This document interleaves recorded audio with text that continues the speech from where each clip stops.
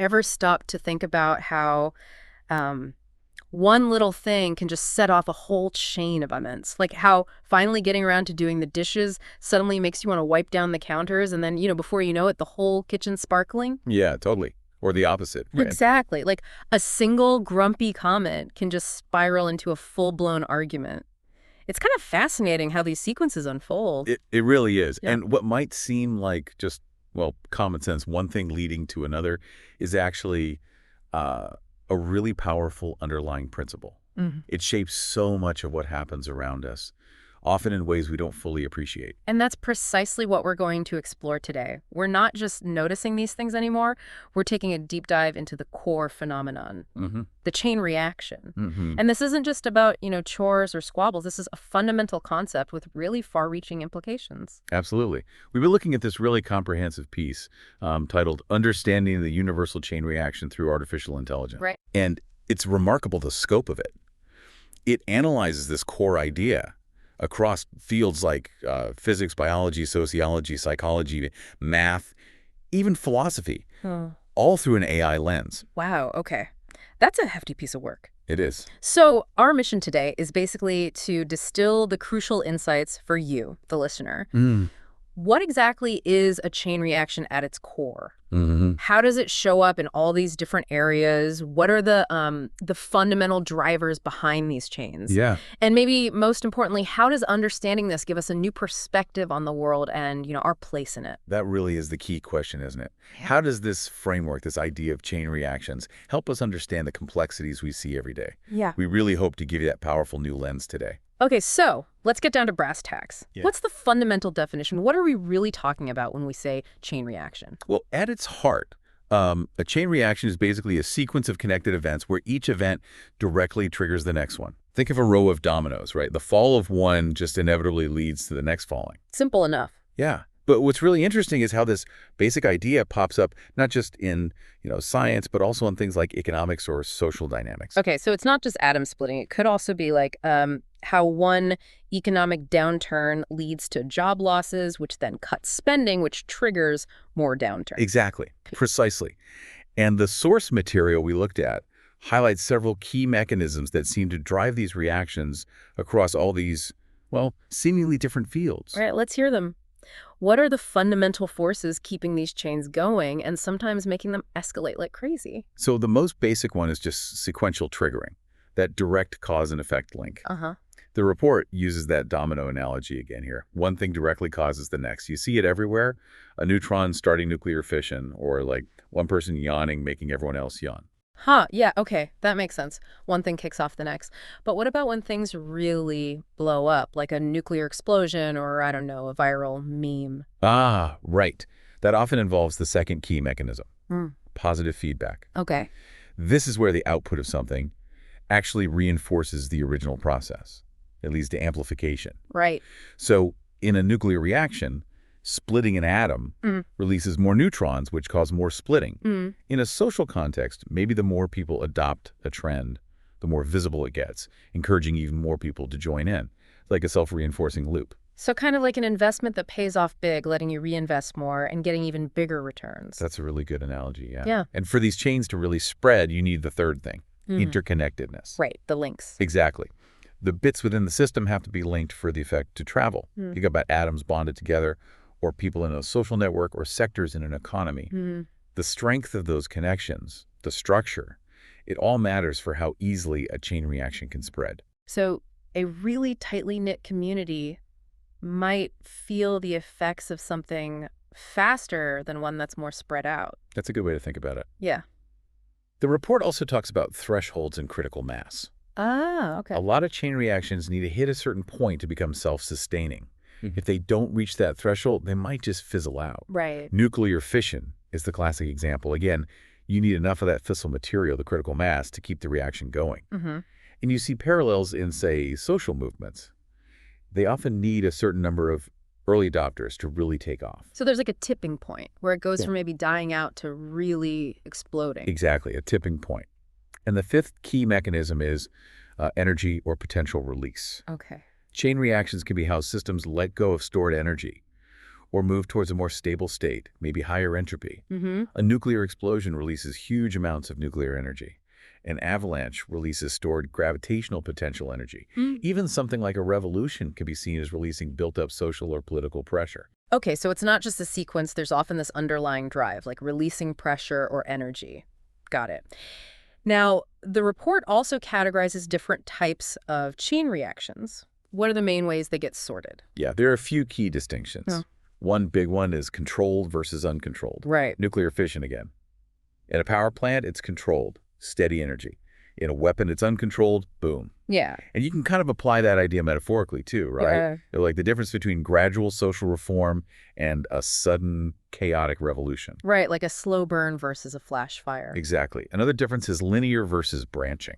Okay. In a linear reaction, each step just kind of passes the baton, keeps the chain going at a roughly steady rate. But in a branching reaction, each step creates more than one thing to carry the chain forward. It leads to exponential growth.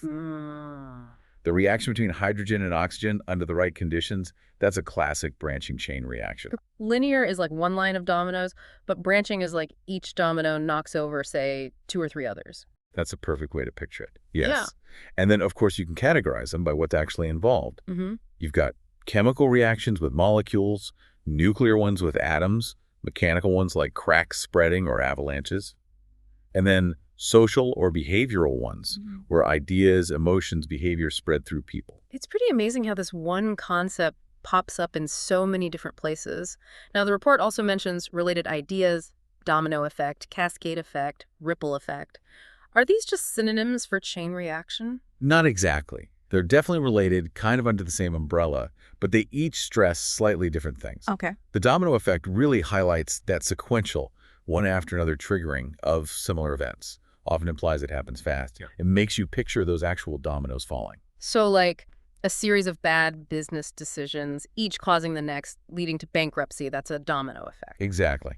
That fits perfectly. The cascade effect or cascading failure often comes up when talking about interconnected systems. Like power grids. Yeah, or financial networks, where one part failing triggers failures in other linked parts, maybe leading to a whole system collapse. It suggests something maybe more complex, potentially branching failures. Like one power station goes down, overloading the next one, taking that out, and so on, causing a blackout. Precisely. And the ripple effect, well, that emphasizes the spreading consequences of just one initial thing through a connected system. Like ripples on water. Exactly. It shows how something small and local can have effects far away, though maybe the effect gets weaker as it spreads out. So a small change in interest rates might have a ripple effect across the whole economy. Correct. So, yeah, they aren't totally interchangeable with chain reaction, but they describe specific flavors or aspects of it. Okay, that clarifies things. We've got a good handle on what chain reactions are, the mechanisms. Now let's dive into where we actually see these things happening. The report covers a huge range. Let's start with the basics. Physics and chemistry. Yeah, this is really where the concept got its start, scientifically speaking. In nuclear physics, fission is the classic example. You keep coming back to that one. Well, it's such a clear illustration. A neutron hits a nucleus, like uranium-235, splits it, releases energy, and crucially releases more neutrons. Those new neutrons hit other nuclei, keep it going. If you get enough of these going, enough material, it's self-sustaining. That's nuclear power. Or uncontrolled, a weapon. It's like this tiny microscopic cascade, each event creating the trigger for more, plus all that energy. Precisely. And then there's nuclear fusion, what powers stars, like our sun. Right. Now, it's not quite a chain reaction in the same way, with self-replicating particles like neutrons, but it is a sequence of nuclear reactions. The product of one step is the reactant for the next. It fuses hydrogen into helium, releases incredible energy. It's a vital sequence for life on Earth. Wow. It's kind of mind-blowing that the sunshine we feel is from this ongoing nuclear sequence deep inside the sun. What about chemistry? Oh, chemical chain reactions are everywhere too. Think about something as basic as burning fuel combustion. Okay. That usually involves an initiation step, creating reactive things, often free radicals.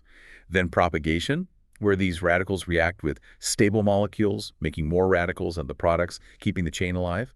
And finally, termination, where the radicals get used up. Right. Polymerization making plastics is another great example. Little monomer molecules linking up in a chain reaction. So the initial spark from a match kicks off this molecular chain reaction in the wood or gas. Exactly. The heat from the first reactions keeps making more of those reactive radicals needed to sustain it. Now, jump up to the macroscopic scale in physics. Think about avalanches. Okay. A small disturbance destabilizes some snow. That moving snow bumps into more snow, destabilizing it. It can escalate incredibly fast. More and more snow joins in, releasing all that stored gravitational potential energy. It's a massive cascade. So it's like the falling snow bits are knocking their neighbors loose, making the slide bigger and bigger. Sort of, yeah, with gravity as the engine. At even smaller scale, electron avalanches. These happen in gases, in strong electric fields, or inside semiconductors. A free electron gets accelerated by the field, hits an atom, knocks more electrons off. Those new electrons get accelerated, hit more atoms. You get this exponential increase in electrons. It's key to things like lightning or how some electronics work. Wow. From subatomic stuff to giant snow slides, this chain reaction idea really covers a huge range of physical scales. Okay, let's pivot to biology and genetics. How does this show up in living things? Biology is just full of chain reactions, absolutely full. Take biochemical pathways like blood clotting. Right, that's complex. It is. It's a cascade of enzymes activating each other in a very specific order, leading to the clot forming. And what's cool is there are positive feedback loops within the cascade. Some later products actually speed up earlier steps, amplifying the whole thing quickly. Ah, clever. Yeah, and signaling pathways inside cells often use these kinase cascades. One kinase activates another, which activates another, amplifying the initial signal. So a tiny signal on the cell surface can get blown up into a big response inside through these biological chains. Exactly. Another cellular example, lipid peroxidation. It's a chain reaction that damages cell membranes. Yeah. A free radical attacks a lipid, makes more free radicals, they attack more lipids. It propagates until an antioxidant stops the chain. Sounds like microscopic rust spreading through the membrane. That's not a bad way to think about it. Then, moving up to the nervous system. Think about neurons firing in the brain. Sometimes, like in epilepsy, this can get out of control. Overstimulation of some neurons can trigger a chain reaction of firing that spreads through the network that's a seizure. Even just a normal nerve impulse traveling down an axon is like a domino chain reaction of ion channels opening and closing one after another. So the very process of thinking involves countless tiny chain reactions at the cellular level. In a way, yeah. And at the molecular genetics level, PCR polymerase chain reaction. Yeah, I've heard of it. It's a cornerstone of molecular biology. It's basically a controlled chain reaction we use in the lab to make billions of copies of a specific piece of DNA. Each cycle doubles the amount. So that's a chain reaction we deliberately harness. What about in more complex systems like development or evolution? Oh, definitely. Gene regulatory networks, how genes get turned on and off, involve cascades. Proteins from one gene regulate others, which regulate others. A small change early on can ripple through and have big effects on development. Like the fruit fly example. Exactly. Homeotic genes, like antennapedia. One mutation disrupts the whole developmental cascade, and suddenly you get legs growing where antennae should be. Whoa! These kinds of cascading effects in gene regulation are also thought to be really important in how evolution happens. A small genetic tweak can trigger a chain reaction, leading to significant evolutionary change. That's powerful. A tiny genetic change causing a cascade that results in a big evolutionary leap. What about whole ecosystems? Ecology has some fantastic examples. Trophic cascades. That's when changes at one level of the food web cascade down or up to other levels. Yeah. The classic story is wolves returning to Yellowstone. They preyed on elk, changing elk numbers and behavior. Elk avoided certain areas, so plants like willow and aspen recovered along rivers. That helped beavers, whose dams changed the rivers, helping other species. A whole chain reaction of positive ecological changes. That's amazing. Then there's ecological succession, how ecosystems change over time. Early species move in, change the environment, making it suitable for later species who change it more. It's a sequence driven by these interactions. And unfortunately, we also see negative ones, like domino extinctions. Losing one key species triggers the extinction of others that depend on it. Wow. It really drives home how connected everything is. Pull one thread, and the whole ecosystem can unravel or change in unexpected ways. Okay, we've hit physics, chemistry, biology, genetics. Let's move into the human world. Sociology, history, politics.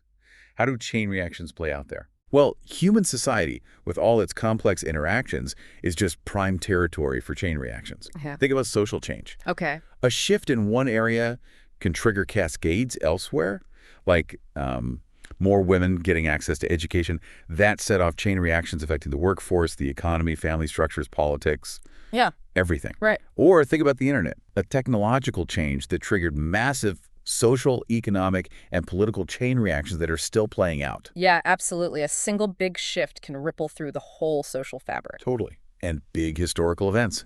Often they're chain reactions where they set them off. The assassination of Archduke Franz Ferdinand. WWY. Right. It triggered this rapid sequence of diplomatic failures, ultimatums, declarations of war, boom, World War I. Or the Arab Spring, starting from one desperate act in Tunisia, spreading like wildfire, fueled by social media and shared frustrations. Revolutions themselves often have this dynamic. Success in one place can inspire or enable movements elsewhere. A big military loss or economic crash can erode trust and set off a chain leading to regime change. So history isn't just dates and events. It's often these chains of cause and effect playing out over time. What about day-to-day politics? Oh yeah, political dynamics too. Remember the domino theory during the Cold War? Yeah, if one country falls to communism, its neighbors will too. That idea, whether right or wrong, drove U.S. foreign policy for decades, a perceived chain reaction. Even domestic policy changes can have unexpected cascading effects. Political instability in one place can create ripple effects, next-door refugees, economic shocks. It feels like trying to predict billiard balls, right? The first hit sets off a whole chain reaction of collisions. That's a great analogy. And then there's cultural diffusion. How ideas spread. Yeah, ideas, technologies, fashion, beliefs. They often spread through chain reactions of people adopting and adapting them. There are different types, like relocation diffusion, people move. Expansion diffusion, it spreads outwards. Within expansion, you have contagious diffusion, like a hit song spreading, or hierarchical, where it goes from elites downwards. There's even stimulus diffusion, where the core idea spreads but gets changed in the new place. Think about art styles evolving, one influences the next, creating a chain of innovation. So even something abstract, like a cultural trend, follows this chain reaction pattern, spreading and changing. Okay, let's switch to another big one, economics. How do chains work in finance and trade? Economic systems are highly susceptible. All those interconnected buyers, sellers, banks, perfect for chain reactions, good and bad. Like market crashes. Exactly. The 1929 crash, loss of confidence, selling prices plummet, bank runs, bank failures, credit dries up, spending collapses, Great Depression, a devastating chain reaction. And 2008. Similar pattern, different trigger. Started with subprime mortgages, spread through complex financial products linking institutions globally. Even small things like margin calls can force selling, creating downward spirals. Sounds like a really fragile house of cards sometimes. It can be, but chain reactions aren't always bad in economics. Think about growth. Okay. An initial investment, government spending, maybe, or a company building a factory can trigger a positive chain reaction, the multiplier effect. I've heard of that. That first bit of spending becomes someone's income. They spend some of it, which becomes someone else's income, and so on. The total economic boost can be way bigger than the initial investment as it ripples through. So one strategic push can create a much larger cascade of activity. Exactly. And that relates to virtuous and vicious cycles. They're basically self-reinforcing chain reactions. Right, yeah. Virtuous cycle. Positive events feed each other. Higher profits, more R&D, better products, higher profits. Nice loop. Vicious cycle. Negative events feed each other. Poverty, poor health education, fewer opportunities, poverty continues. And those cycles can feel really hard to start or break. Okay. Let's make it really personal. Our own relationships, our psychology. How do chain reactions affect our inner lives and how we interact? Oh, our personal lives are just full of these cascades. Habit formation is a big one. Yeah. Start one small positive habit. It can trigger others. Like start exercising regularly. Maybe you start eating better, sleeping better too. Conversely, a negative habit, like, I don't know, too much doom scrolling, can lead to procrastination, feeling bad, maybe isolating yourself.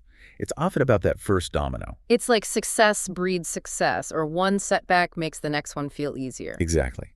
Then there's emotional contagion. Emotion spreading. Yeah, like a social virus almost. Yeah. You hang out with someone anxious, you might start feeling anxious too, through subtle cues, body language. It's part of empathy, but it's how collective moods can spread fast in groups. Right. And behaviors can be contagious too, yawning, obviously, but also adopting new tech, joining protests. Right. We see others do it, it influences us. So our feelings and actions aren't always just ours, they're influenced by these social chains. What about relationship problems? Conflicts often escalate via negative chain reactions. A trigger, maybe a misunderstood word, defensiveness, harsher response, more hostility. It can spiral downwards fast. Uh-oh. But positive interactions can create virtuous cycles too. Kindness, reciprocation, stronger bonds. Oh, okay. And psychologically, stress can trigger negative chains. Chronic stress, unhealthy coping, more stress. Or negative thoughts, bad feelings, reinforces negative thoughts. Is that downward spiral? But it works positively too. Finish a small task, feel good, more confident, tackle bigger task, upward spiral of achievement. It really shows how our internal state and our interactions can become self-perpetuating, good or bad. Okay, shifting gears a bit. The report even looks at philosophy, logic, belief systems. How does this concept fit there? Yeah, even an abstract thought. Logical deduction, like building a complex argument with syllogisms. The conclusion of one step becomes the premise for the next. It's a chain of reasoning. One logical link leads to the next. Exactly. But you also see it in logical fallacies, like the slippery slope. Oh, all right. That argues an initial action will inevitably lead to a chain of bad outcomes, usually without enough proof for each link. Philosophical thought experiments often explore conceptual chains. The trolley problem, right, forces you to think about intervening in a sequence of events and how ideas spread and evolve. That can be like a chain reaction too. A new idea pops up, gains traction, influences others, leads to more ideas, maybe a whole paradigm shift. Like one big idea triggers a cascade of new thinking. Right. And then there's unintended consequences. Stuff we didn't expect. Yeah. Our actions, especially in complex situations, often set off chains we didn't foresee. Could be good, like Adam Smith's invisible hand, or bad, like price controls causing shortages. Recognizing that potential for unforeseen chains is pretty important, philosophically and practically. It's a good reminder that even careful actions can start chains rolling way beyond what we planned. Okay, let's touch on math and complexity science. How do chains figure in there? Math gives us tools to describe these. Iterative processes are key. You apply a simple rule over and over, output feeds back in, like fractals. Exactly, like the Sierpinski gasket or Mandelbrot set. Repeating simple rules creates immense complexity through this mathematical chain reaction. Wow. Then there's chaos theory, deterministic systems, but super sensitive to starting conditions, the butterfly effect. Right. A tiny change early on gets amplified through the chain of system dynamics, leading to totally different outcomes later. Makes long-term prediction impossible for things like weather or, arguably, stock markets. Systems theory looks at things as interconnected networks with feedback loops. Chain reactions are how changes propagate through those networks. Okay. And emergence. Complex systems showing properties their individual parts don't have. Consciousness, life, and colonies. These often arise from chain reactions among the components. Local interactions cascade up to create global patterns. It's wild how these abstract math ideas give us frameworks for understanding real-world chains. Now, back to the super mundane. The report mentions everyday chores. Seems kind of obvious. But it shows how universal it is. Lots of daily tasks are sequences. Follow a recipe, morning routine. One step leads to the next. True. And Rib Goldberg machines are deliberately complex chain reactions for simple tasks. Even habit stacking, linking a new habit to an old one, is consciously creating a positive chain reaction. Like setting up little personal domino runs to get stuff done. Okay, and finally, the grand scale. Time and history. You could see history itself as one gigantic, super complex chain reaction. Every event is a consequence of what came before and a cause of what comes after. Discoveries, wars, tech changes. They all set off long chains of cause and effect over centuries. Even our own reaction time involves a neural chain reaction. And slight differences between people's reaction times can contribute to external chains, like a pileup on the highway. So every moment is a link. Stretching back and forwards really highlights the interconnectedness of time. Okay, we've covered an amazing range of fields. Let's talk about the universality and impact. The report mentions how it affects different demographics. Yeah, it's truly universal, touches everyone, but maybe in different ways depending on gender, age, culture, development. How so? Well, social or economic changes often hit men and women differently, or start from gender issues, setting off wider chains. Age groups have different developmental cascades, early experiences affecting later life. Peer influence is huge for teens, career chains for adults. Maybe health decline chains for older folks. Right. Culture shapes how chains start and spread communication styles, responses to global events, and human development itself is like interconnected chains. cognitive growth might boost social skills, etc., across the lifespan. It's a strong reminder we're all caught in these diverse chains throughout our lives, and the impact goes beyond individuals, right, to communities, the environment. Absolutely. Individual actions add up or cascade. One person goes green, maybe inspires neighbors, a ripple effect. A small local project sparks wider community action. Conversely, negative stuff like misinformation spreading online has huge societal impacts. And ecological chains, often started by us, directly change the environment. Think climate change feedback loops affecting the whole planet. So our choices, big societal trends, they're all woven together in these chains, echoing through communities and ecosystems globally. How does the world usually respond to big chain reactions? Well, history shows lots of responses, especially to things like revolutions. Powers try to squash them, others support them, leading to more chains of upheaval. Right. Economic crises trigger government action regulations, bailouts trying to stop the negative chain. There's risk management theory looking at how public perception of risk can trigger its own behavioral chains. Globally, recognizing climate change as a dangerous chain reaction led to international efforts, like treaties, to mitigate it, though. Well, progress is debated. Yeah. Even public health fighting epidemics is about breaking the chain of transmission. So we're constantly reacting to and trying to manage these big chains, sometimes successfully, sometimes creating new problems with our responses. Okay, a huge question. Predictability. Can we actually predict these chain reactions? That's the million-dollar question. It really varies. Some physical or chemical ones are pretty deterministic in theory. Know the start, know the rules, predict the end, like simple dominoes. But even there, tiny random quantum effects or molecular collisions introduce some fuzziness. And once you get into biology, society, economics, way more complex, so many variables, individual choices, much more random or stochastic. So the more complex the system, the harder it is to predict the chain. Exactly. That's where complexity and chaos theory come in again. Yeah. Chaotic systems have that butterfly effect. Tiny starting differences get massively amplified by the chain dynamics, makes long-term prediction basically impossible for weather markets. Nonlinearity adds to its small causes, big effects, or vice versa. And emergent system-level stuff you can't easily predict just by looking at the parts. So, yeah, we can model simple chains, identify risks in complex ones, but predicting the exact path. Often there are fundamental limits. Forecasting cascading failures in networks, predicting social trends, still really hard. So we might see tendencies, but the precise outcome of complex chains often stays uncertain, which leads to why do they happen at all? What makes them fundamental? The report points to a few core reasons. First, interconnectedness. Simple as that. Things are linked. Pathways. Exactly. Physical bonds, social ties, economic links. They provide the pathways for effects to travel. Dependencies make parts vulnerable to changes elsewhere. Second, feedback loops, especially positive feedback, the amplifier. Negative feedback stabilizes, dampens chains. Third, energy gradients or seeking stability. Chains can be how systems release stored energy or move to a more stable state, avalanches, explosions. And finally, emergence in complex systems.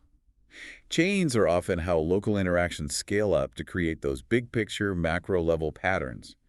It's the cascading interplay of the parts creating the whole. So it's things being linked, changes feeding themselves, a drive towards stability, and local stuff scaling up.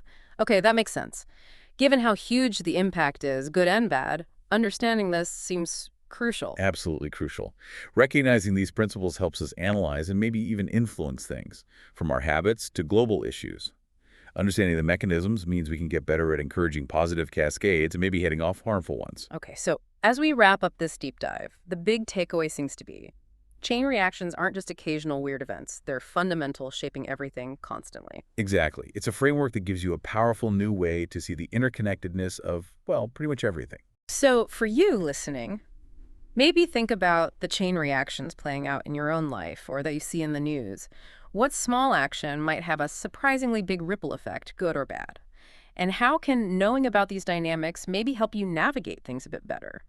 Yeah, what's really fascinating is once you start looking for them, you really do see chain reactions everywhere. It's this fundamental pattern that suddenly helps make sense of a whole lot more of what's going on around us.